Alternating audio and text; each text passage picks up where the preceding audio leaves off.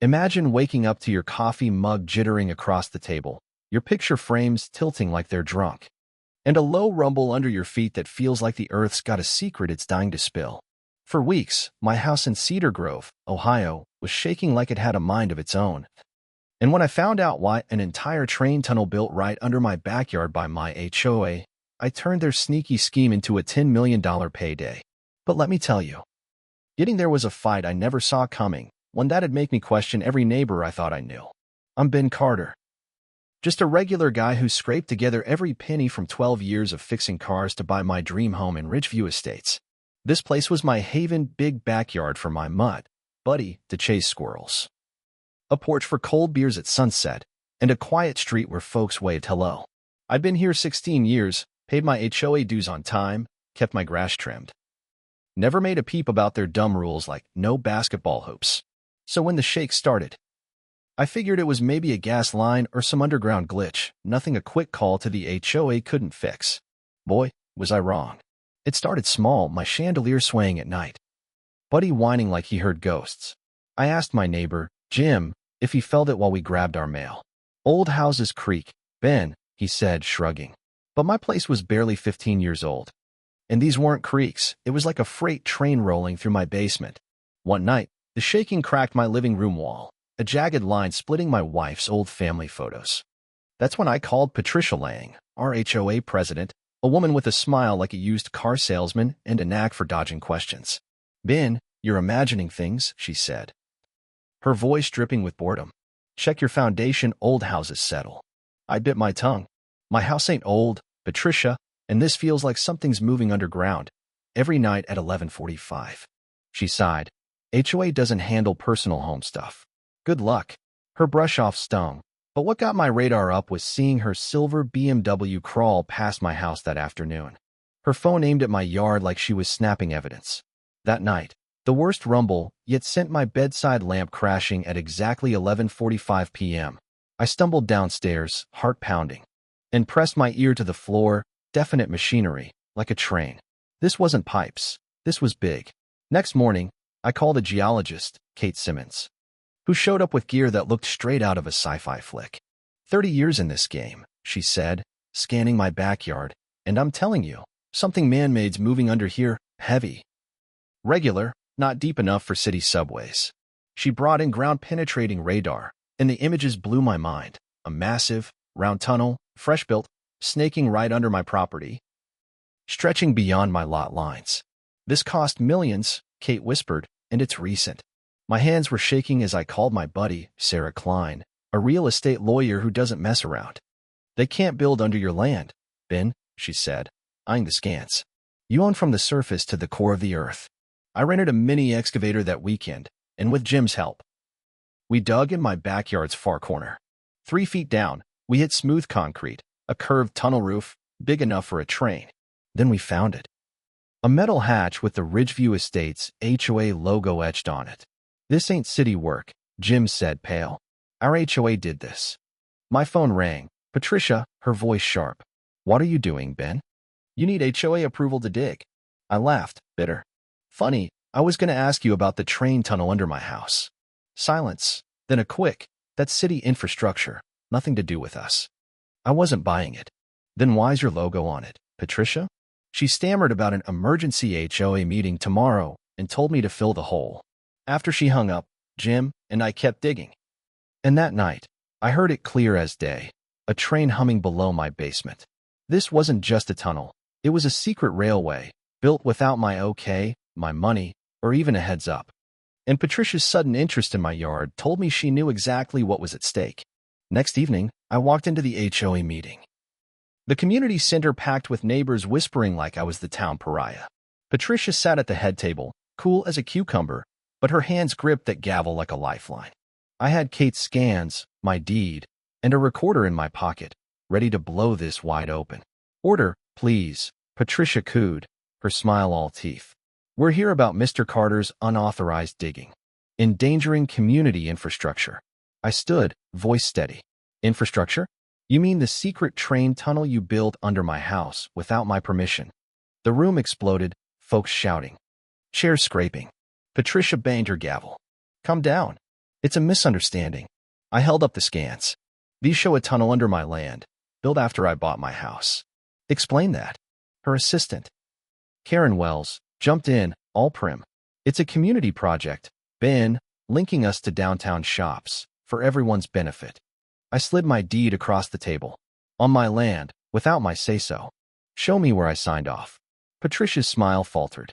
It was an oversight. We assumed easement rights covered it. I laughed loud. Easements for train tracks under my living room? Try again. Karen piped up. The board voted on this 2 years ago. Check the minutes. An older lady, Mrs. Evans, raised her hand. I don't recall no tunnel vote. Where'd the money come from? Patricia cleared her throat. Confidential, for security. I pressed. Got city permits? Environmental studies? Notices to me. Her eyes narrowed. This is about your digging, Ben, not us. The crowd split. Some liked the tunnel idea. Others were mad about the secrecy. Jim stood, nervous. I overheard Patricia at the clubhouse, talking about premium tunnel passes, $600 a month for fancy folks. The room roared again. Patricia slammed her gavel. Meeting's over. That night, a suit named Greg Holt showed up at my door. HOA lawyer, with a folder. Sign these, Ben, acknowledging HOA tunnel rights and a gag order. I didn't budge. Not happening. His smile turned cold. Then expect fines, $150 a day, backdated. By morning, 17 violation notices were taped to my door, crazy stuff like Buddy's tail being too long. My car wouldn't start, mechanic found sugar in the tank. Sabotage, he said. In my mailbox. A note. Drop it or lose everything. Then I spotted Karen's SUV tailing me to Sarah's office. This wasn't just about a tunnel, it was war. Sarah was fired up at her office, flipping through my docs. They never filed for underground rights, Ben. That tunnel's yours, legally. My jaw dropped. The whole thing. She grinned. The part under your land. And I dug deeper. Patricia siphoned $3. $8 million from HOA funds for it, funneled through her sister's companies. She's planning to sell it to the city for $15 million. I was floored. Patricia wasn't just bullying me. She was running a scam, banking on my land to seal the deal. That afternoon, I filed ownership claims at the county, the clerk's eyes bugging out. Back home, an HOA security SUV blocked my drive, demanding a fire inspection. I recorded it. No notice, no entry. They backed off, but that night, patrol cars cruised by hourly, sirens blaring. My garden was trashed by morning, plants ripped up, cameras smashed. Jim stopped by, looking spooked. Patricia's telling everyone not to talk to you. Says the tunnel's worth millions, $20,000 for private access keys. I was done playing defense. Sarah said, go big, Ben. Claim the tunnel and shut it down. We filed for ownership recognition, but Patricia called, voice like ice. You're making a mistake, Ben. I know about the funds, the contracts, everything. Silence. Then a whisper. What do you want? I didn't blink. Meet me tomorrow, HOA office, 10 a.m. That night.